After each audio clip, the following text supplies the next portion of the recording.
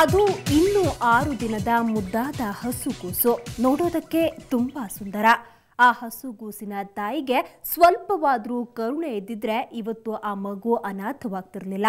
ಅದೃಷ್ಟವಶಾತ್ ಆ ಮಗು ಸ್ಥಳೀಯರ ಕೈಗೆ ಸಿಕ್ಕಿದ್ರಿಂದ ಮಗು ಬದುಕುಳಿದಿದೆ. ಅನಾಥವಾದ ನವಜಾತ ಶಿಶುವಿನ ಕರುಣಾಜನಕ ಘಟನೆ ನಡೆದಿರೋದು ಬೆಂಗಳೂರಿನ ಜಯನಗರದಲ್ಲಿ.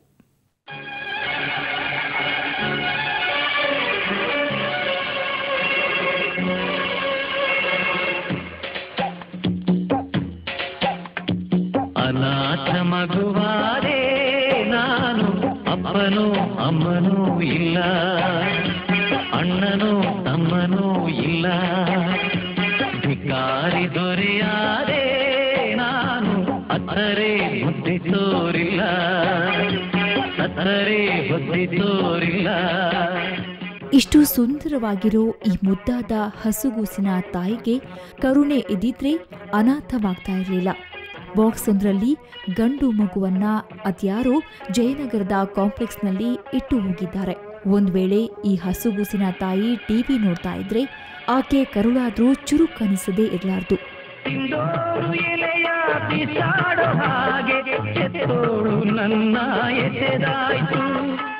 ಅದೃಷ್ಟವಶಾತ್ ಬೆಳಗಿನ ಜಾವ ಪೇಪರ್ ಆಯುವ ಮಹಿಳೆಯೊಬ್ಬರು ಮಗು ಅಳುತ್ತಿದ್ದ ಶಬ್ದ ಕೇಳಿ ಸ್ಥಳೀಯರಿಗೆ ವಿಷಯ ಮುಟ್ಟಿಸಿದ್ದಾರೆ. ಕೂಡಲೇ ಸ್ಥಳೀಯರು ಜಯನಗರ ಪೊಲೀಸರಿಗೆ ಮಾಹಿತಿ ಕೊಟ್ಟು ಮಗುವನ್ನ ಹತ್ತಿರದ ವಾಣಿವಿಲಾಸ ಆಸ್ಪತ್ರೆಗೆ ದಾಖಲಿಸಿ ಚಿಕಿತ್ಸೆ ಕೊಡಿಸಿದ್ದಾರೆ.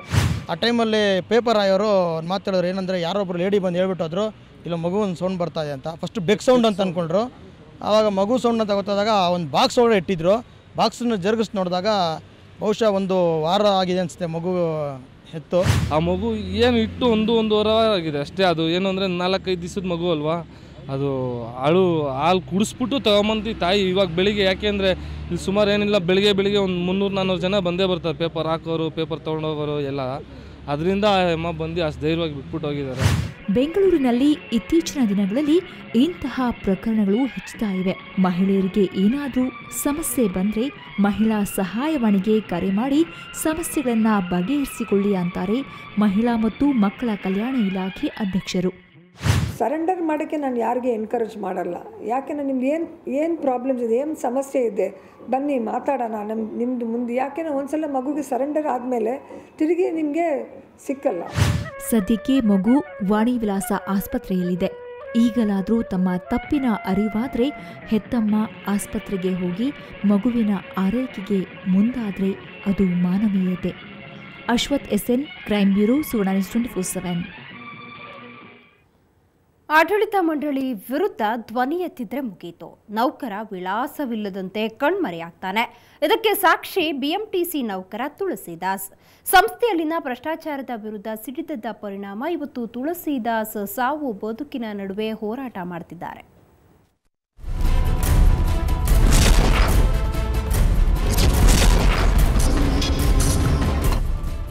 ಬಿಎಂಟಿಸಿ ಬಸ್ ಉದ್ಯಾನ ನಗರಿ ಜನರ ಸಂಚಾರದ ಜೀವನಾಡಿ ಅಂದ್ರೂ ತಪ್ಪಾಗಲ್ಲ.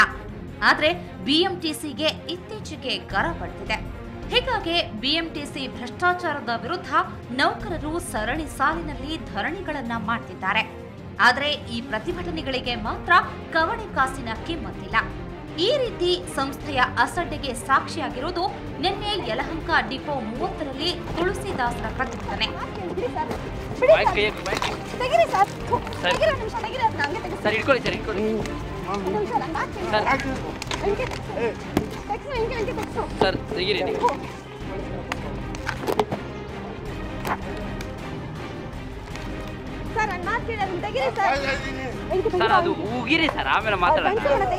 ಬಿಎಂಟಿಸಿ ಸಂಸ್ಥೆಯಲ್ಲಿನ ಭ್ರಷ್ಟಾಚಾರ ಮತ್ತು ಹಿರಿಯ ಅಧಿಕಾರಿಗಳ ಕಿರುಕುಳ ಖಂಡಿಸಿ ನಿನ್ನೆ ಆತ್ಮಹತ್ಯೆಗೆ ಯತ್ನಿಸಿದ್ದ ಡ್ರೈವರ್ ಪರಿಸ್ಥಿತಿ ಇಂದು ಚಿಂತಾಜನಕವಾಗಿದೆ. ತುಳಸಿದಾಸ್ ಸದ್ಯ ನಗರದ ಕೆಆರ್ ಆಸ್ಪತ್ರೆಯಲ್ಲಿ ಸಾವು ಬದುಕಿನ ನಡುವೆ ಹೋರಾಟ ನಡೆಸುತ್ತಿದ್ದಾರೆ. ಬಟ್ ಅವರು ಮಂಪ್ರಲ್ಲಿದ್ದಾಗ ಏನಾರ ಫುಡ್ ಪಾರ್ಟಿಕಲ್ಸ್ ಏನಾರ ವಾಮಿಟ್ ಮಾಡಿಬಿಟ್ಟು ಅದೇನಾರ ಶ್ವಾಸಕೋಶಕ್ಕೆ ಹೋಗಿ ಅದು ನಿಮೋನಿಯಾ ಥರ ಆಗಿರೋ ಚಾನ್ಸಸ್ಸು ಇದೆ. ಸದ್ಯಕ್ಕೆ ಈಗ ಪೇಷಂಟಿಗೆ ಪ್ರಜ್ಞೆ ಅಷ್ಟೊಂದು ಚೆನ್ನಾಗಿಲ್ಲ, ಉಸಿರಾಟ ಚೆನ್ನಾಗಿಲ್ಲ, ವೆಂಟಿಲೇಟರ್ ಮೇಲೆ ಇದ್ದಾರೆ.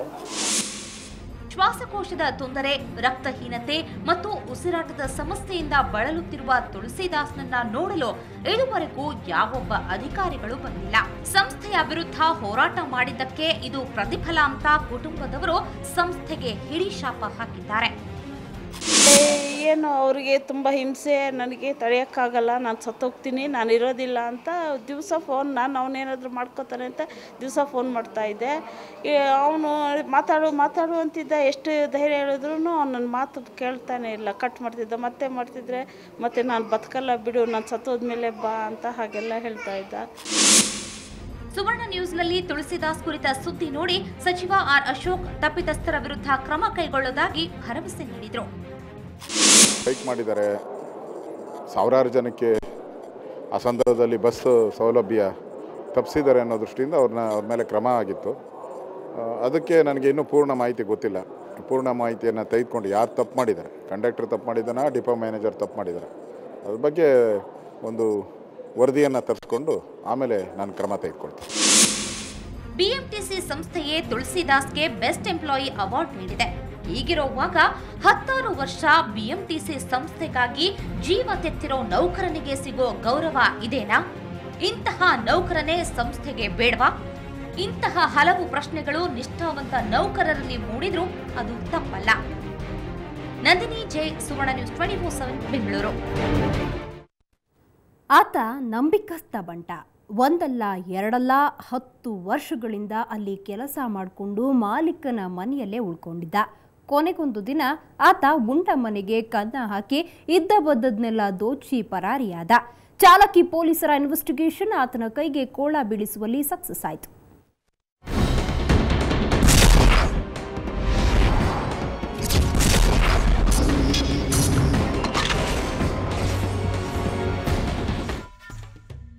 ಮಳ್ಳನಂತೆ ಮೆಟ್ಟಿಲು ಇಳಿತಾ ಇರೋ ಈತನ ಹೆಸರು ಶೇಖರ್. ಕಳೆದ 16ರಂದು ನಗರಪೇಟೆಯ ಎಸ್ಬಿ ರಿಫೈನರಿ ಜ್ಯುವೆಲರಿ ಶಾಪ್ನಲ್ಲಿ ಬರೋಬ್ಬರಿ 20 ಕೆಜಿ ಬೆಳ್ಳಿ ಮತ್ತು 13 ಲಕ್ಷ ಕ್ಯಾಶ್ ದೋಚಿದ 4 ಆರೋಪಿಗಳಲ್ಲಿ ಈತನು ಒಬ್ಬ. ಈತನಿಗೆ ಈ ಐಡಿಯಾ ಕೊಟ್ಟಿದ್ದೇ ಈ ಸ್ಟೋರಿಯ ಮೈನ್ ಕ್ಯಾರೆಕ್ಟರ್ ಅನಿಲ್.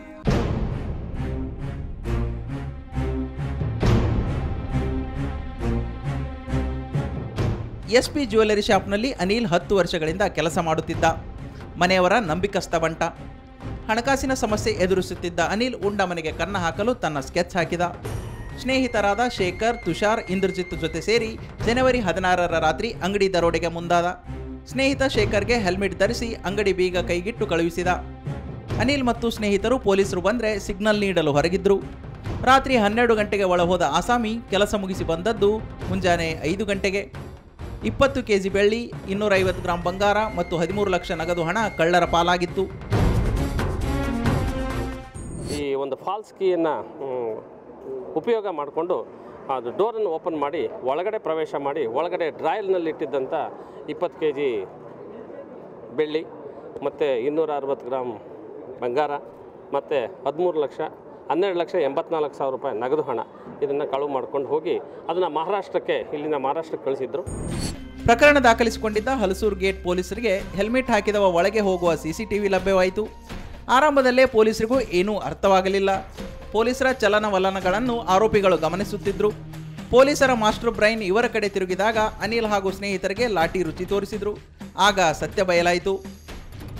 ಅನಿಲ್ ನಮ್ಮದು 10 ವರ್ಷ ನಮ್ಮ ಅಂಗಡಿನಲ್ಲಿ ಕೆಲಸ ಮಾಡ್ತಿದ್ದಾರೆ, ತುಂಬ ವಿಶ್ವಾಸದಿಂದ.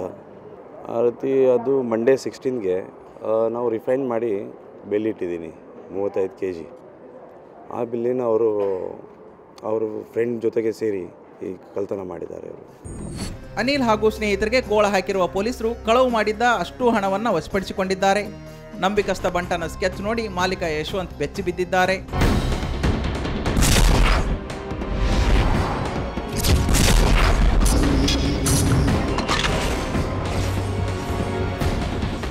ರವಿಕುಮಾರ್, ಕ್ರೈಮ್ ಬ್ಯೂರೋ, ಸುವರ್ಣ ನ್ಯೂಸ್ 24/7 ಬೆಂಗಳೂರು.